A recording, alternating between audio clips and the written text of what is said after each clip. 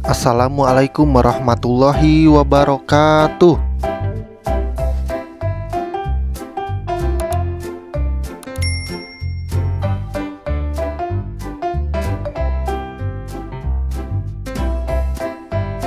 Jangan lupa 3M-nya ya, memakai masker, mencuci tangan, dan menjaga jarak. Sebelum kita belajar, marilah kita berdoa terlebih dahulu bersama-sama.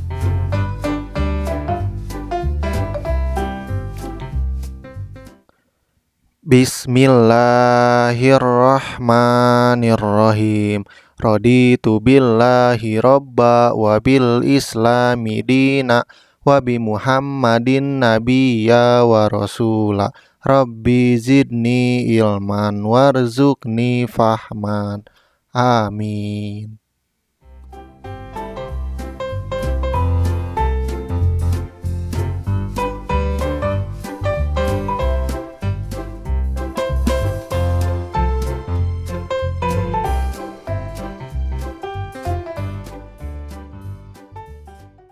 Bismillahirrahmanirrahim. Mari mulai pembelajaran hari ini mengenai kisah keteladanan Wali Songo. Kelas 4, pelajaran 10.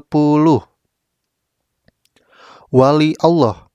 Anak-anak, apa yang kalian ketahui tentang Wali Allah? Siapakah mereka? Apa saja keistimewaan mereka? Wali Allah di dunia ini jumlahnya banyak, tetapi dalam pelajaran ini yang akan kita pelajari hanyalah Wali Songo. Untuk mengetahui siapa para Wali Allah itu dan apa saja yang menjadi kisah teladan dari Wali Songo itu, kalian dapat menyimaknya pada pelajaran hari ini. Semoga kalian bisa mengambil hikmahnya ya. Al-Quran menjelaskan bahwa wali Allah adalah orang yang beriman dan bertakwa. Di samping melakukan hal-hal yang wajib, para wali Allah senantiasa melakukan hal-hal yang sunnah serta menjauhi hal-hal yang makruh atau yang jelek. Allah berfirman dalam surat Yunus ayat 62-63. Bismillahirrahmanirrahim. Ala inna awliya Allahi la khawfun alaihim walahum yahzanun alladzina amanu wa kanu yattaqun. Artinya, ingatlah wali-wali Allah itu tidak ada rasa takut pada mereka dan mereka tidak bersedih hati, yaitu orang-orang yang beriman dan senantiasa bertakwa. Nah, bagaimana keimanan wali Allah? Apa saja keutamaan mereka? Untuk mengetahuinya, marilah kita ikuti penjelasan berikut ini. 1. Keimanan wali Allah.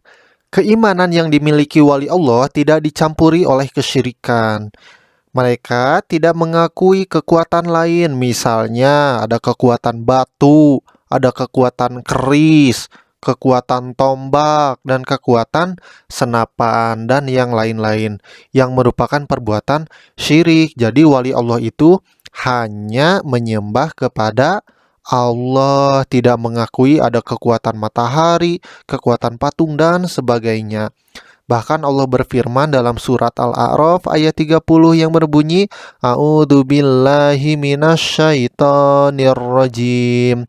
Bismillahirrahmanirrahim. Fariqon hada wa fariqon haqqa alaihumud dolalah.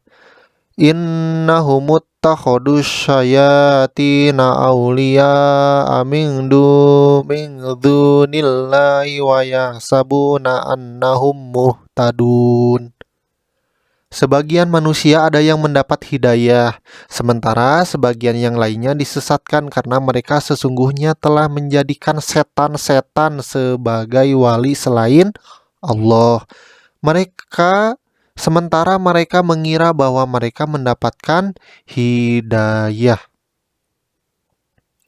Kemudian yang kedua adalah ketakwaan wali Allah.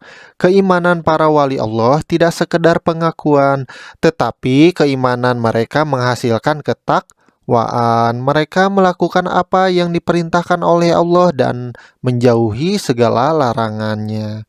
Mereka tidak hanya melakukan hal-hal yang diwajibkan agama, tetapi juga menjalankan amalan-amalan sunnah. Mereka menghindari perkara yang makruh dan menjauhi perkara yang diharamkan oleh Allah. Artinya, para wali Allah itu berbeda dengan kita yang terkadang kita itu malas untuk berbuat amalan sunnah, seperti ketika sholat maghrib. Sholat maghrib adalah wajib, kemudian ada sunnahnya, yaitu sholat sunat ba'diyah atau sholat sunat setelah sholat maghrib, setelah sholat wajib. Nah, para wali Allah itu selalu mengerjakan amalan sunnah, puasa Senin Kamis, puasa Daud, dan sebagainya. Nah, kita mulai masuk tentang kisah keteladanan Wali Songo.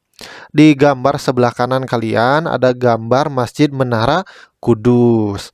Anak-anak, gambar di samping adalah merupakan peninggalan yang terkenal dari salah seorang wali Songo, yaitu Sunan Kudus. Oleh karena itu, masjid tersebut dinamai Masjid Menara Kudus untuk lebih mengenal tentang siapa Wali Songo itu dan kisah keteladanan apa yang dapat kita ambil dari mereka. Kalian dapat mempelajari pada penjelasan berikut ini. Wali Songo, kita akan sebutkan pertama-tama ya. Yang pertama ada Sunan Gresik, yang nama aslinya adalah Maulana Malik Ibrahim.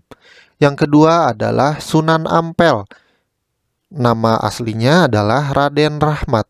Yang ketiga ada Sunan Bonang, nama aslinya adalah Mahdum Ibrahim. Yang keempat ada Sunan Derajat. Kemudian yang kelima ada Sunan Kudus.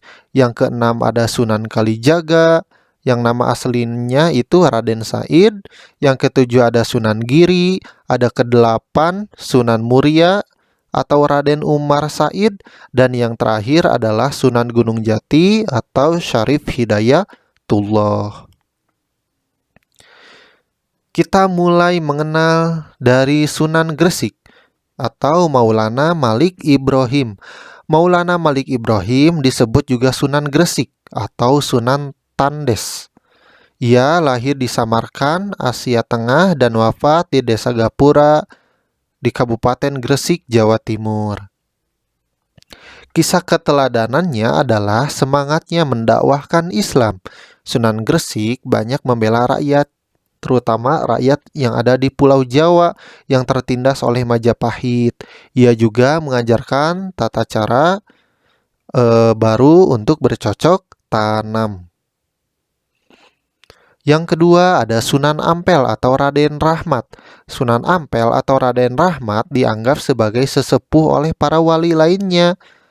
Makam Sunan Ampel terletak di dekat Masjid Ampel di kota Surabaya, Provinsi Jawa Timur.